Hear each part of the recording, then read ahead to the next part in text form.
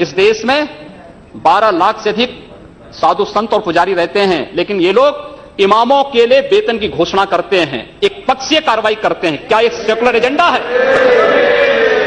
दिल्ली की सरकार ने किया, पश्चिमी बंगाल की सरकार ने किया, महाराष्ट्र की सरकार ने किया। क्या यही सेकुलर एजेंडा है? सांप्रदायिक आधार पर ये लोग बांटते हैं समाज को। उसी प्रकार से उससे भी खतरनाक स्थिति, आतंकवादियों पर दायर मुकदमे वापस लिए जाते हैं और उसके बाद भी ये कहते हैं कि सांप्रदायिक हिंसा बनी रहे। महोदय, चर्चा का विषय होना चाहिए कि आखिर सांप्रदायिक कौन है? कौन है सांप्रदायिक?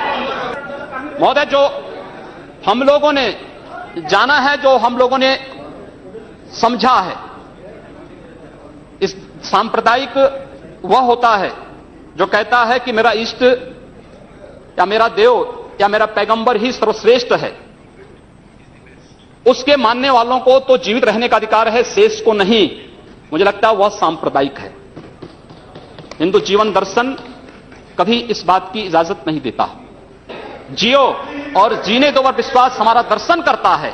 और दुनिया की कौन सा मजहब और कौन सा ऐसी कौम है जिसको विपरीत परिस्थितियों में हिंदू दर्शन ने अपने यहां शरण न दी हो, उसको फलने फूलने का अवसर न दिया हो? कौन सा ऐसा है दुनिया के अंदर?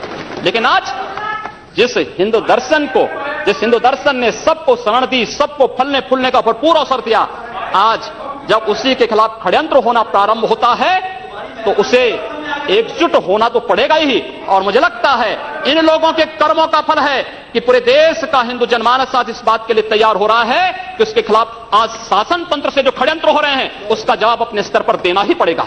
और आज वही स्थिति सामने आई है। महोदय, मैं पूछना चाहता हूं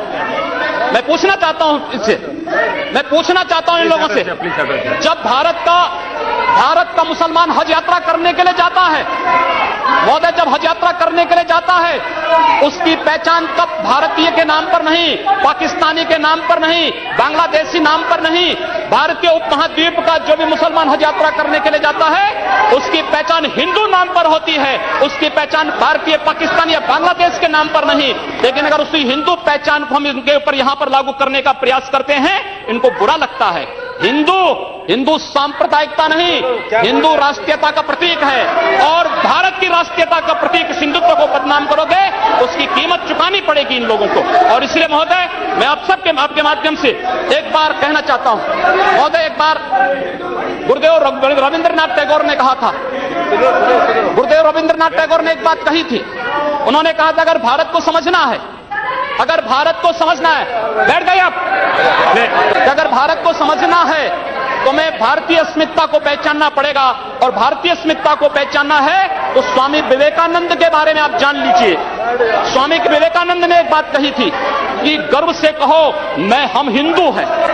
स्वामी विवेकानंद ने एक बात कही थी कि गर्व से कहो हम हिंदू हैं। स्वामी विवेकानंद तो सांप्रदायिक नहीं थे, स्वामी विवेकानंद तो किसी पार्टी के नहीं थे।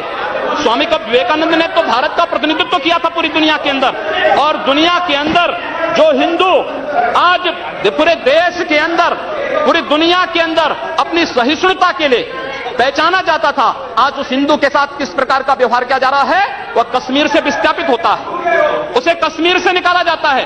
एक भी बार इस सदन में चर्चा नहीं होती है, इन लोगों का मुंह नहीं खुलता जब कश्मीर से 3.5 लाख की संख्या में कश्मीरी पंडित निकाले जाते हैं, तब ये लोग नहीं बोलते।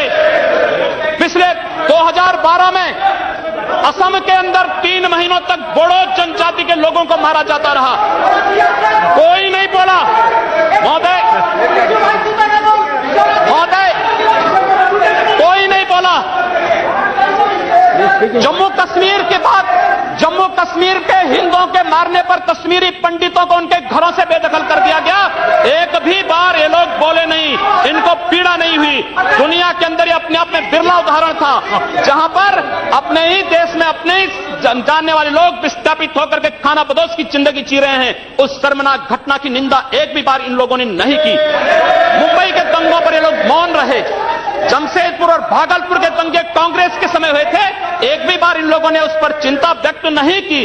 और तो और 1984 में इस देश के अंदर जिन जिन सिख गुरुओं का योगदान इस देश को बचाने और इस देश की धर्म और संस्कृति, इस देश के समाज को बचाने में बहुत महत्वपूर्ण थी, उन सिखों के कत्लेआम पर भी इनको शर्म महसूस नहीं होती है। और आज ये लोग इस देश के अंदर बात करते हैं सांप्रदायिक सौहार्द की, इनका पूरा